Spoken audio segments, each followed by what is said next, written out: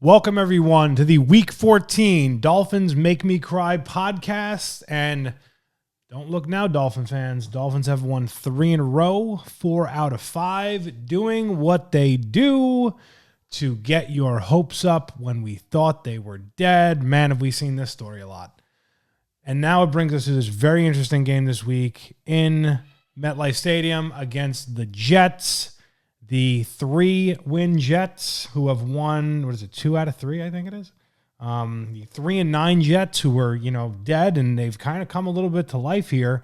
So I think it's going to be a very, very interesting game. But first, talking about last week, the Dolphins' 21-17 victory at home against the Saints. It was a very weird game. You come out the first drive, and Devon Achane, they're running the ball, doing what they do, running the 6 linemen, go up 7-0, and you think, man, like they're going to smack around the 2-win Saints, and they're going to become again that, beat the bad team that they were, especially in 2023. At certain points, definitely last year, 2024.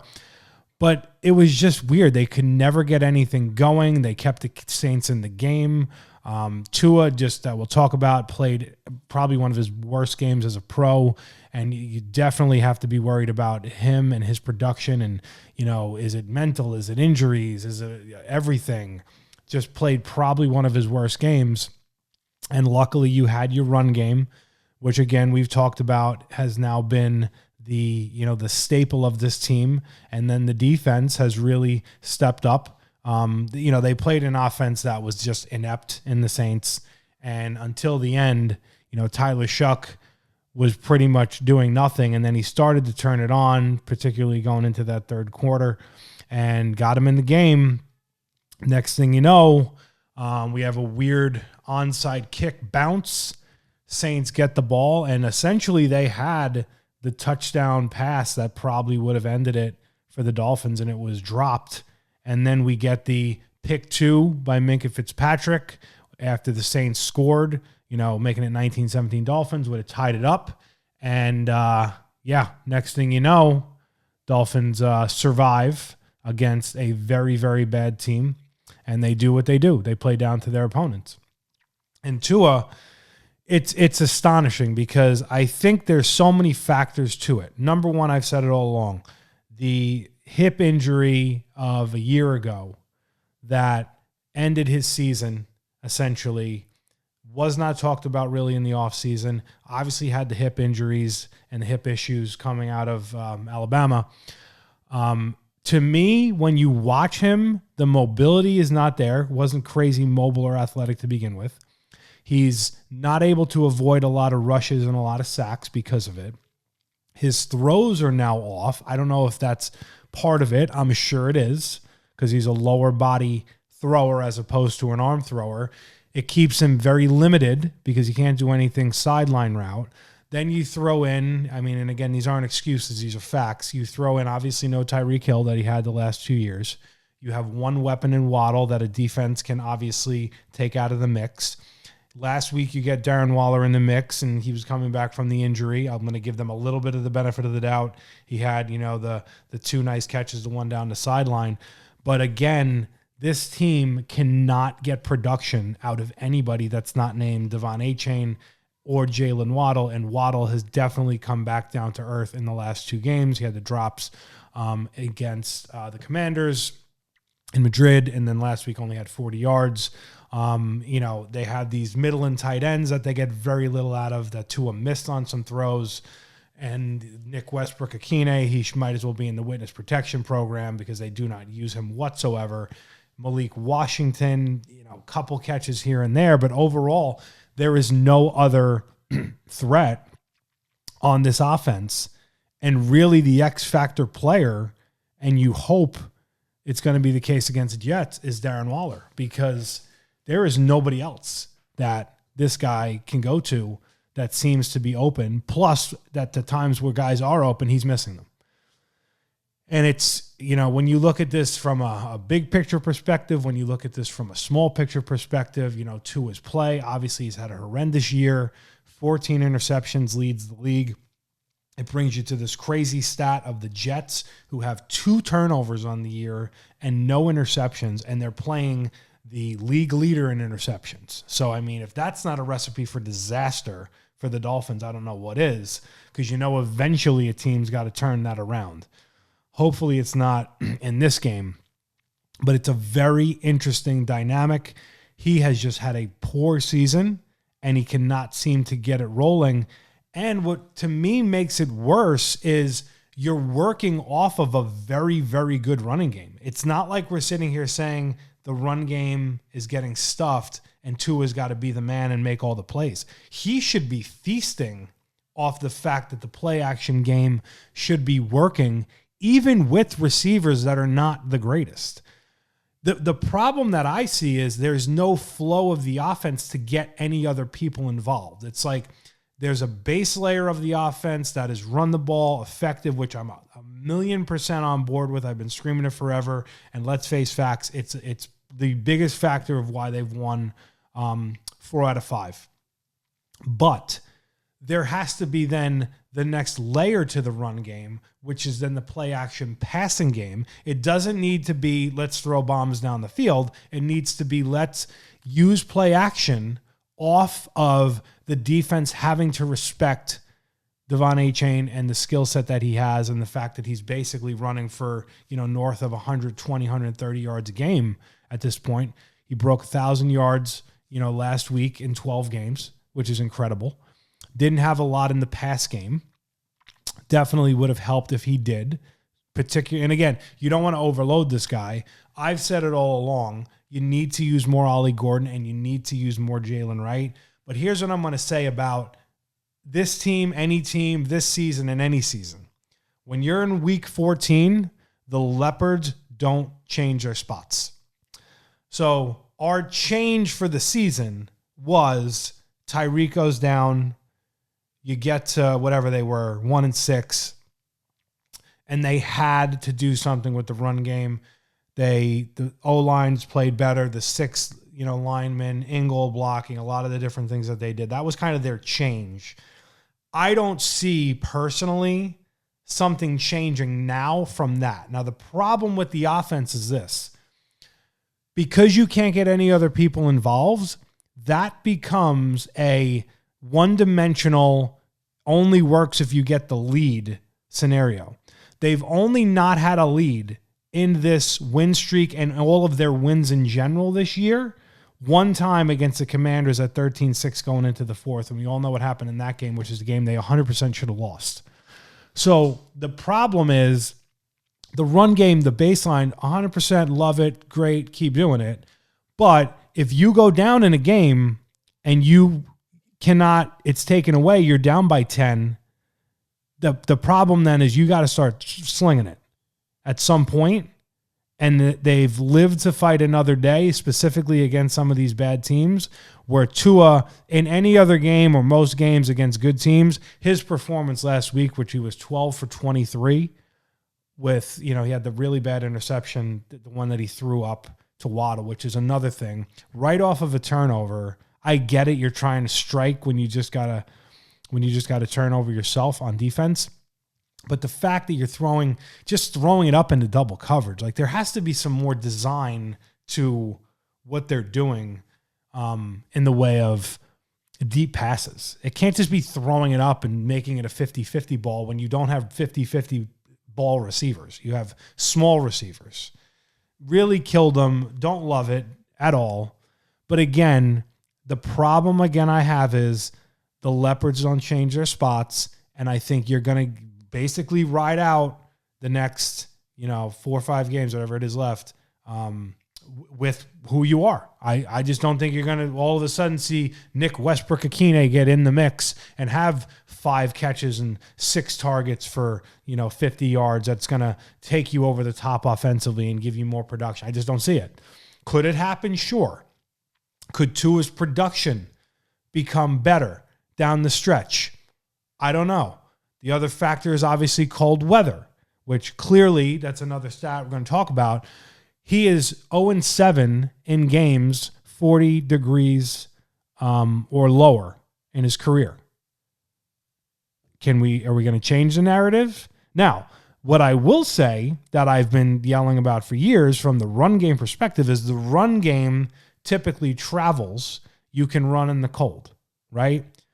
Will we see that, and will that be the X factor? But at the end of the day, there has to be a concerted effort to get a pass game forced, even if it's some of the underneath stuff that you don't like the dink and dunk. But again, if that run game can open it up and can open up that play action, it can do different things. It can get him some confidence. It can get him some momentum. Again, you need to build a lead with this team, with this offense, and certainly against a team like the Jets, who's obviously struggled this year. If they go down in a game, probably let's say 10 like they did in the Monday night game earlier in the season, you can usually kind of ride that wave out to win the game. Now, to the Jets. The Jets have started Tyrod Taylor last week. They win the game on the late second field goal by 100-year-old Nick Folk, and they beat the Falcons. Tyrod Taylor played, a much better game than what they were getting out of Justin Fields. We saw Justin Fields in the Monday night game was pretty inept other than the run game. Tyrod Taylor has always been kind of a thorn in the Dolphins' side. Again, running quarterback. He can do some damage. Is he, going to light the world on fire? No, but he can definitely have his moments for sure. I think the biggest issue you have with the Jets and with this game, and even in the future for the Jets have started to really build their O-line, their bookends. They have some good interior players. They obviously have Breece Hall. They have some running backs. They've been playing very well in special teams, having a couple of returns. You can kind of see from a coaching perspective, not that I think Aaron Glenn is a great coach. Who knows? It's obviously jury's out. He had a very rough start, very rough beginning. You can kind of see where when the Jets made the trades long-term, trading Sauce Gardner, trading Quinn Williams, they started to play better. And I think that overall, because they're starting to build that baseline of their interiors, they're getting some production there. That could be very troublesome for the Dolphins because although our defense has played a lot better, they've definitely stepped it up. The run defense has kind of still been a little up and down overall. Better, passable, serviceable. They're getting more turnovers, which is good. Maybe not enough, but they're getting more, certainly than they got in the beginning of the season.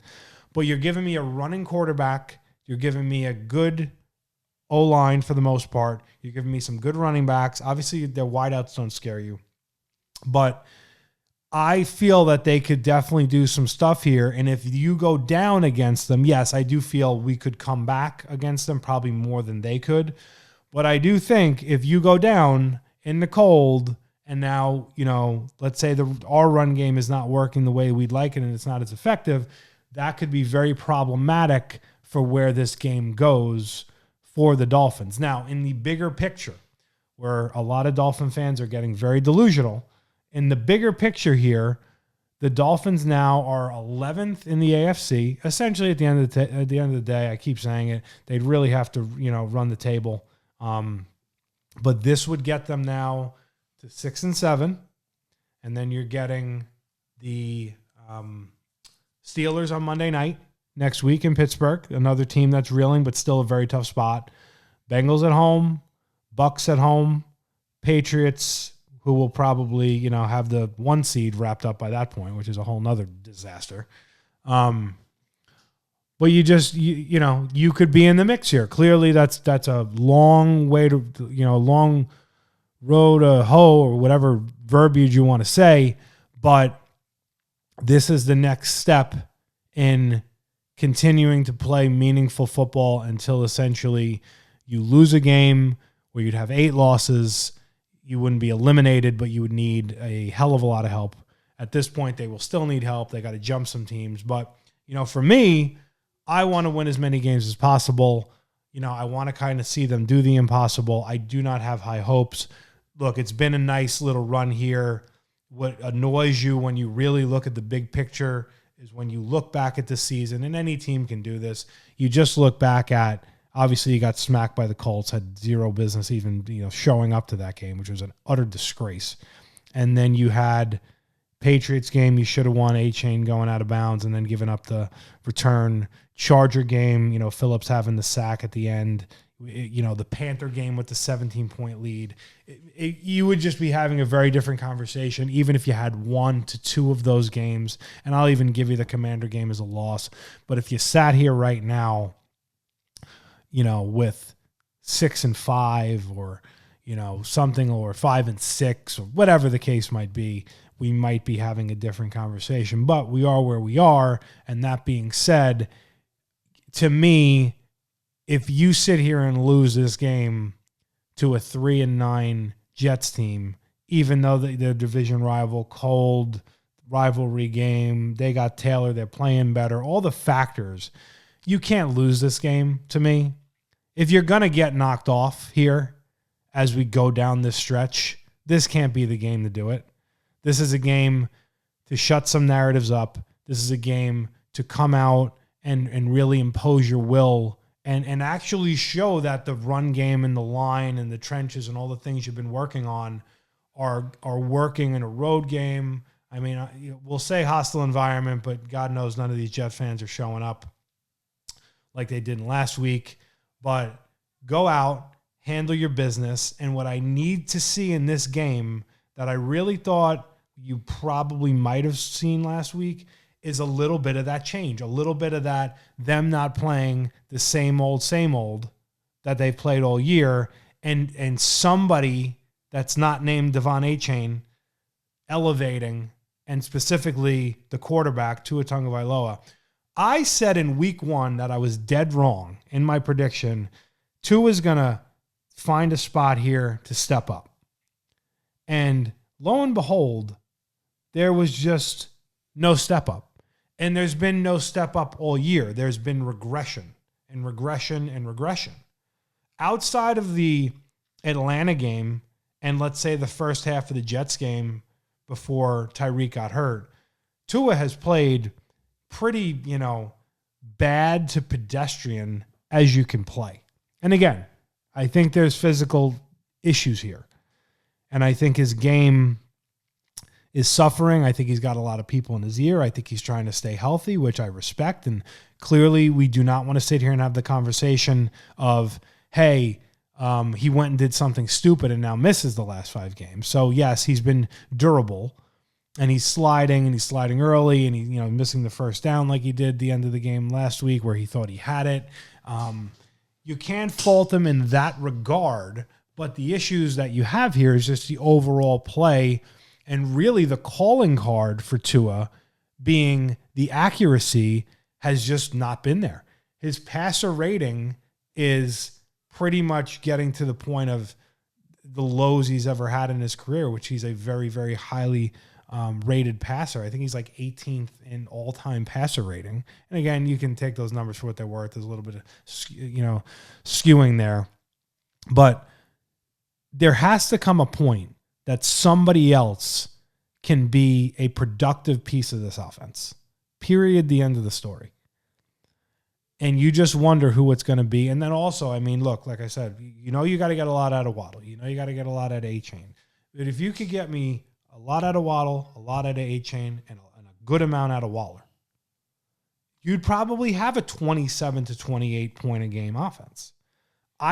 We've yet to see it all year. The only real time we saw it this year in this offense was in Atlanta and the first half in Carolina. Other than that, it has not existed. And then what the bigger problem, even in that Carolina game, was how it went away. It went away very, very quickly in that game. And then that's why you blew the 17-point lead and lost. So brings us to this game. Very interesting game. You wonder here, how are they going to respond in this moment? Will they... Because let's face facts. It's kind of like last week. The Buzzards were circling at 1-6. The Buzzards were circling, obviously, and they got one of them in Greer after Baltimore Thursday night. Then you kind of keep the Buzzards at bay. You win the games. They were kind of circling a little bit in that Commander game that you should have lost, some bad decisions, but you kept them at bay. Last week, circling a little bit, you kept them at bay.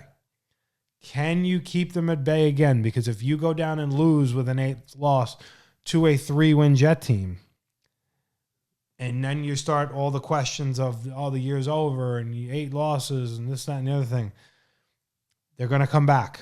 And all the questions about Tua, should he start? Should they play the backup? Should McDaniel be fired? What are we doing? What are we doing next year? All of that stuff is conjured up again. So this game continues to keep all of it at bay, where you're focused on, man, like, we're making a run here. We've won 4 in a row. We've won, 5 out of 6. What Dolphin team will show up? I got to be honest. I'm very concerned, and I don't know. But I could see I don't want to say a blowout win. I could see a convincing win. I could. But if I'm leaning towards something, I don't think I'm leaning towards that. Just because of the history of where this team is this season, where Tua is, and you just don't see any differences. You don't see things changing because, again, these teams become what they're going to become this late in the season. You're not going to all of a sudden wake up and have this epiphany that you're something that you're not. You are what you are, and we got to kind of play in that scope. And then you hope the Jets will make mistakes. Now, they have not done that and killed themselves the way they did earlier in the season since those 2 trades. They've won some games. They've put up some points. They realize they have a run game. They realize Tyrod Taylor is a, formidable, probably one of the best backups in the league. He's not going to light the world on fire, but he's going to be efficient. He can make plays, and he can also run. And I think if I'm the Jets, I'm going to try and exploit the Dolphins' run game, because even though the first game was probably closer than it was in the end, and they had obviously the bad fumbles and the mistakes, they were running the ball with Fields and running all over us. Now, clearly our run defense was a lot worse at that point, but if it's me, I'm giving the Dolphins a healthy dose of that, and then I'm going to mix in tight end work. We know they're not going to probably stretch the field on you just because their wideouts are not anything to write home about. But, Mason Taylor tight end, other tight ends they have, Tyrod running it, Brees running it. And then, you just hope that Tua is not making mistakes. So, that being said, we're going to look at the most updated numbers for this game, where we're at as we get close to game time here. This is Steve Gio's Week 14 Miami Dolphin pick in the league where they play for pay. Dolphins at Jets, MetLife Stadium, the rivalry game, one of the biggest rivalries in football, the hated New York Jets that we want to stomp out with the MetLife takeover. The Dolphins are now favored by 2.5 with an over-under of 41.5.